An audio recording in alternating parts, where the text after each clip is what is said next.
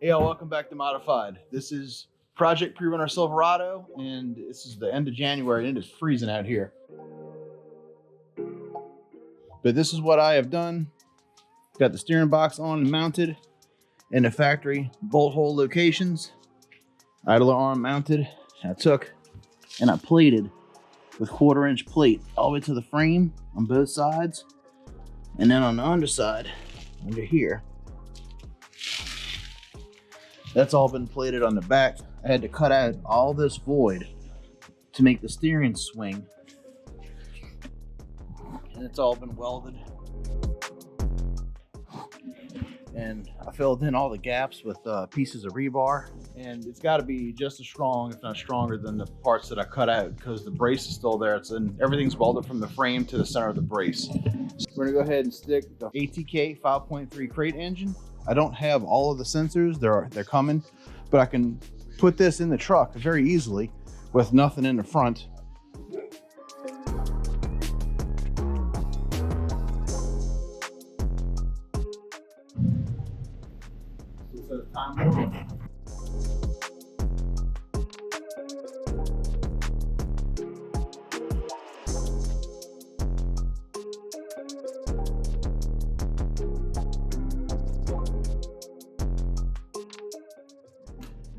There we go.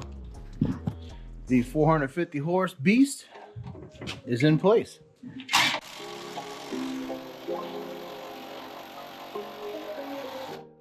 We're gonna finish tightening this up.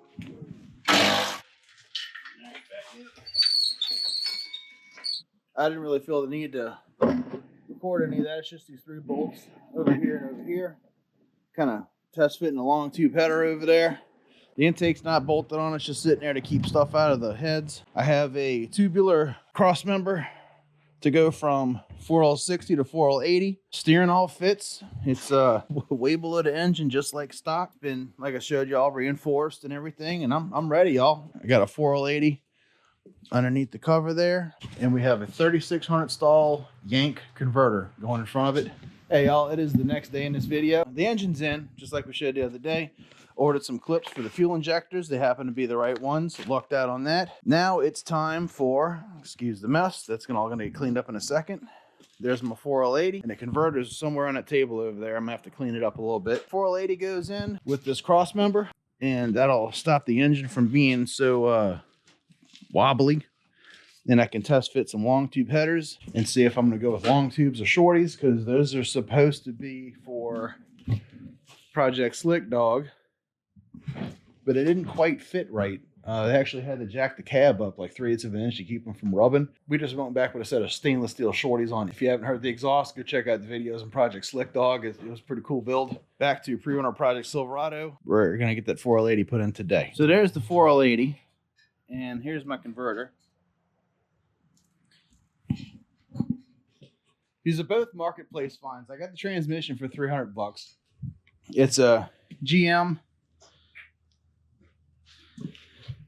reman transmission. I'm gonna put it in just to see what it does. And then the converter, dude threw it in for an extra $100. He said it was fine. It's a 3600 stall Yank. Worst case scenario, I gotta pull it back out and rebuild it and learn how to do a 4L80 next. Pretty robust transmission. I'll drop the pan and just take a gander. Throw the Yank where the stock converter is.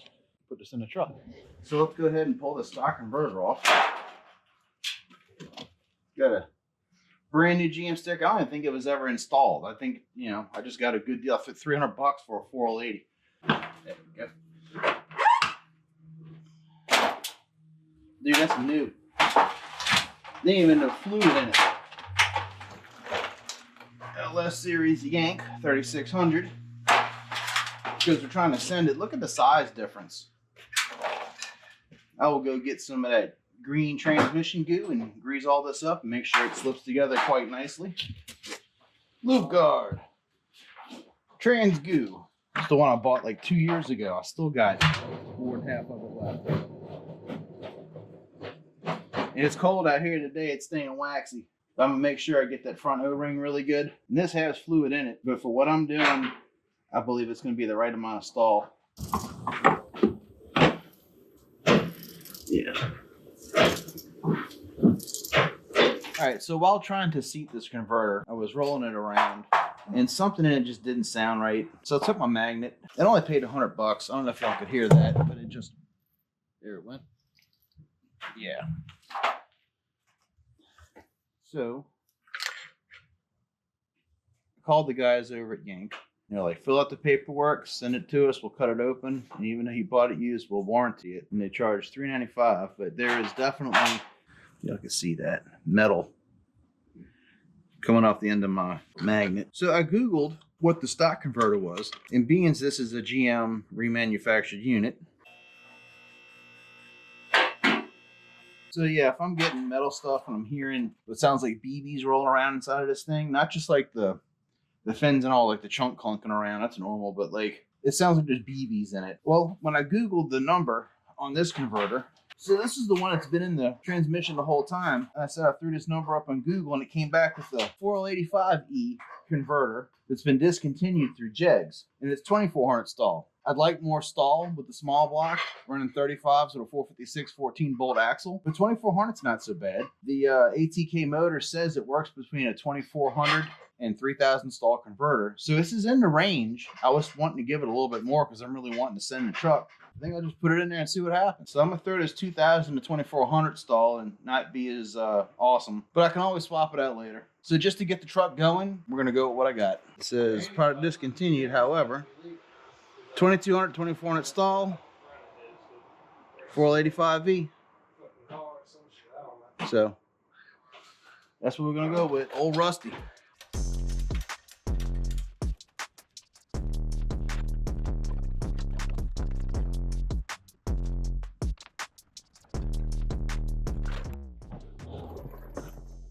So I got the bolts on the back of the flex plate tightened.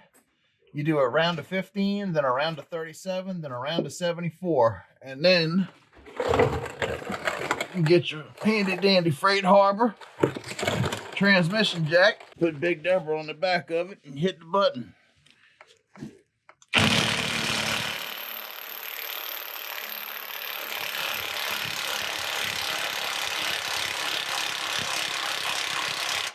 All right, y'all, I got 2 bolts in the transmission. It's sitting on the jack. Undo the strap, get that off of there, and put on the cross member. I didn't realize that the bottom of this is open like a CH350 or a 400. So I need to order that part, the dust cover. It's aluminum. It bolts to the oil pan and everything. Might need to make another junkyard run, but see how this cross member fits. All this stuff I had purchased 3 years ago. It's been a while getting back to the truck.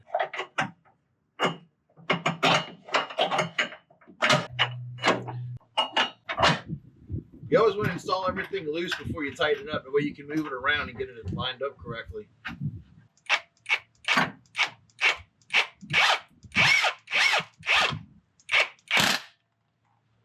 Pretty easy. With the half drive impact. And the 4L80 is in True Runner Project Silverado. I do want to drop the pan and check everything out. Like I said, I just bought this transmission. I'm gonna put it in and send it like it is. But to just kind of ease my mind about, I'll put a new pan, filter, and gasket on it. But man, with this bar open, you can get to the back bolts nice and easily. I got a yoke. This is the same yoke that fits a TH400 as a 4L80.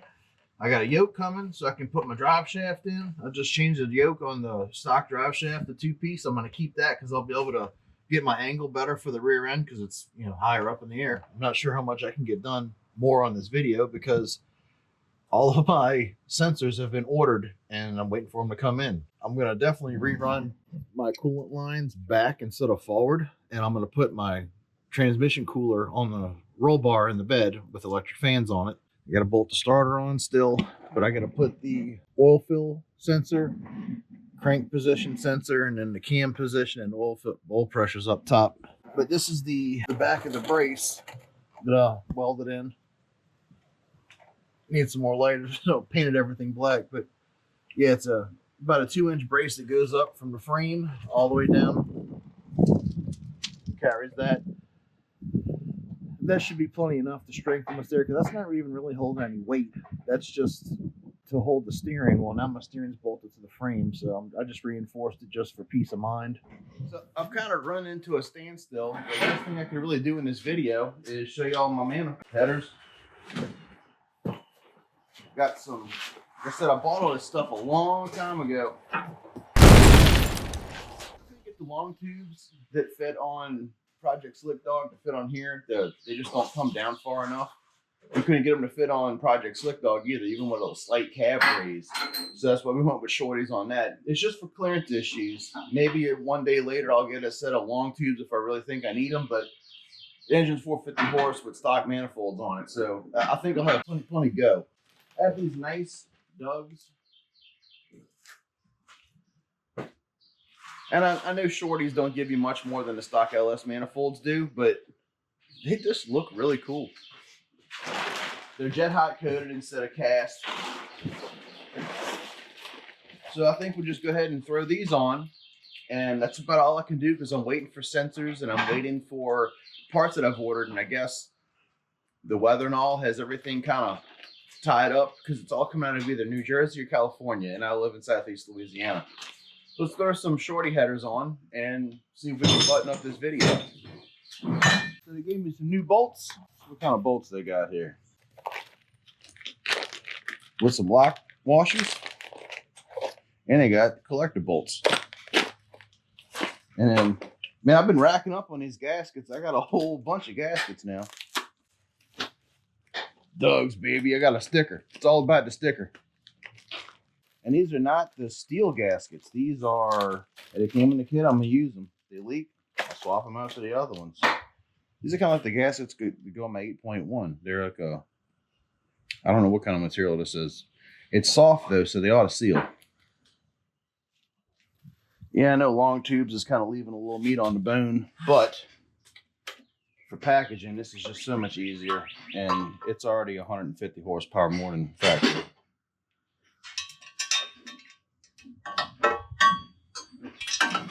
And it just fits. So let's put this one on.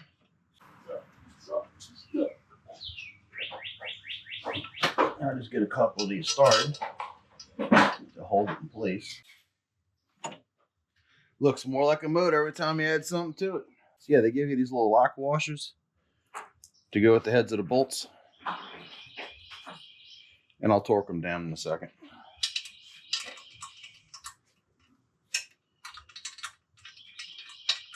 Boy, is it easier putting all this stuff in without the whole front end on the truck. Because I'm standing where the radiator goes. So with the headers on, I can go ahead and finish connecting my steering up.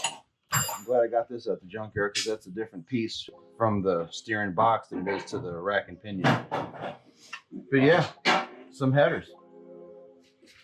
I got them in and snug, and I got my torque wrench set to 18 foot-pounds because this pretty much what all the threads will hold. They want you to put some anti-seize on them, and I started at the center and worked my way out because the flange is split. So it's like 1, 2, 3, and 1, 2, 3.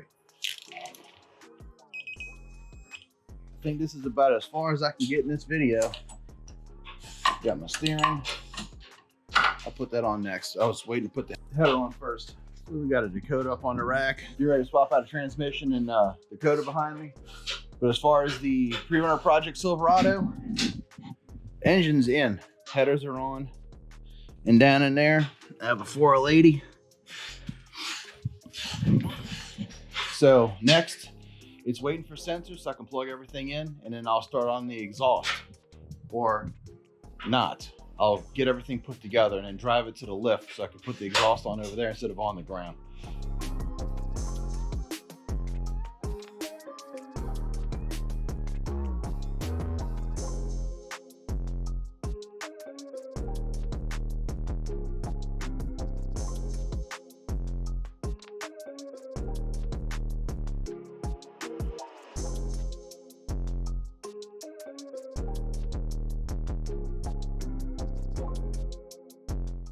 Appreciate y'all watching Modified. This is Pre-Runner Project Silverado. If you're new to the channel, you want to get caught up on how I'm building this thing, and follow me, like and subscribe to all the stuff.